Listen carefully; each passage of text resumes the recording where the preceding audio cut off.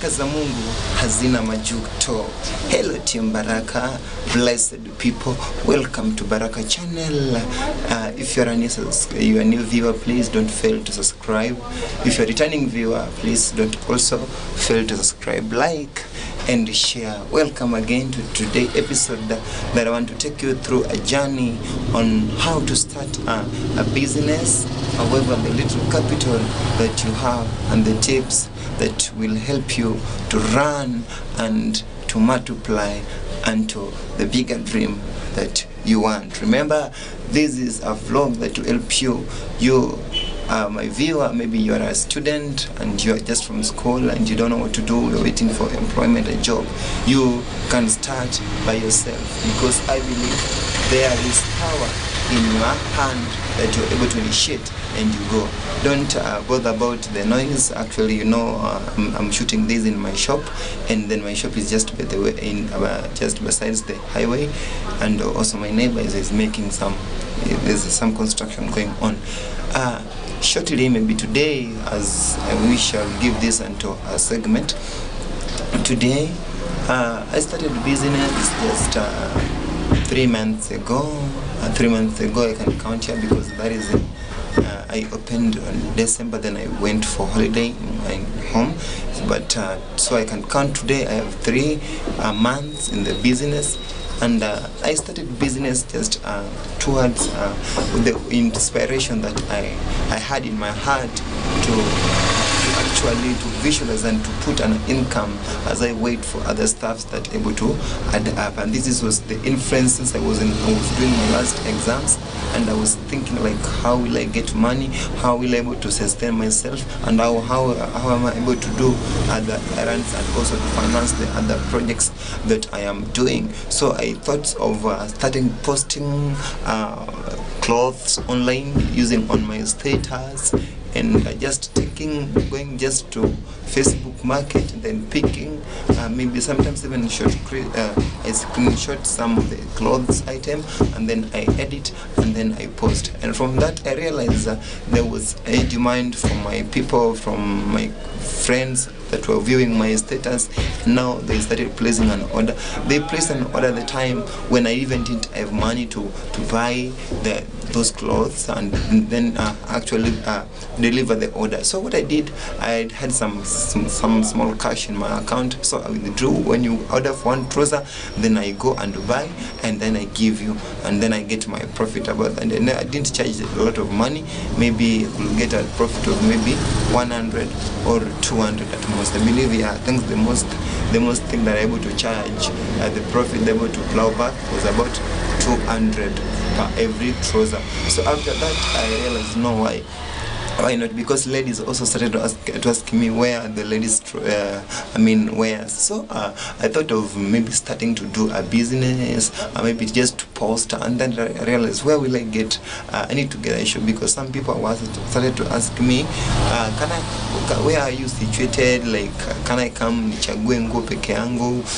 Like seriously, like, so that something like that. So just when during December, and I thought now getting a place and then officially start the business. I started this without having any capital to maybe to rent a shop or a shop, and also had no capital, and in the mind also I had no suppliers who were able to supply me the clothings.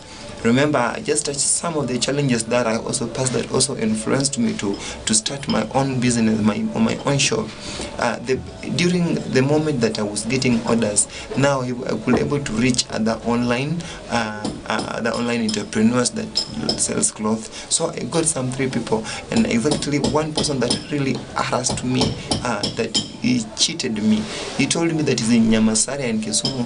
So I placed an order. I got an order of 4 trousers that I was to deliver just in the next day, the next day in the morning. So I called him, I contacted him, and he told me the exact place where he is. So imagine I traveled on your way to Konalejo, that is in Manyata, then asking him the building where he told me. He said, no, not there. I'm sorry, I'm in Nyamasari. You know, all of these things I use my fare.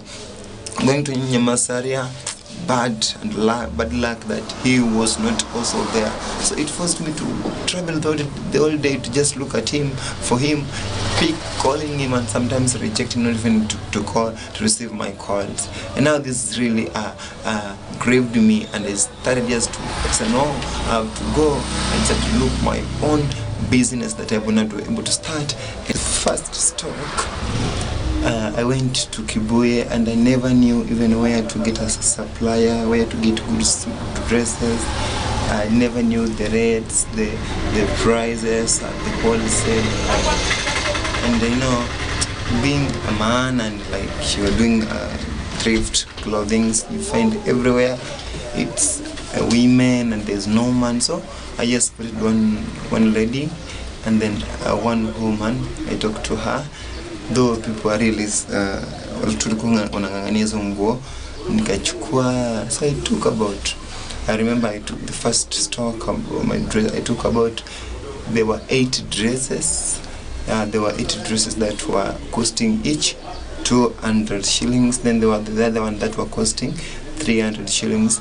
So, but these ones that were costing 200 shillings, I never realized that these ones, actually, even their quality was like zile za wamama wakubwa kabisa, ama like zile old school. So chinisaidia kwamba I mixed up hizi za 300, there were some official and they were good.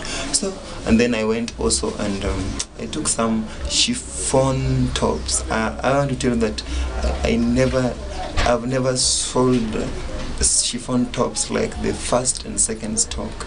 The first time I went for the chiffon stock, the first stock I sold chiffon tops very well, and the second stock I really sold the chiffon tops. So when you could have come to my stock by then, I had chiffon tops, I had dresses.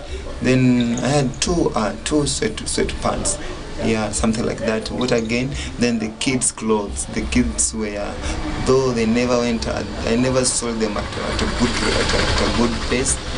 Actually, at that level, but nimebaki na somehow ziko 4 pieces. I mean, but nilikuwa nazo mob.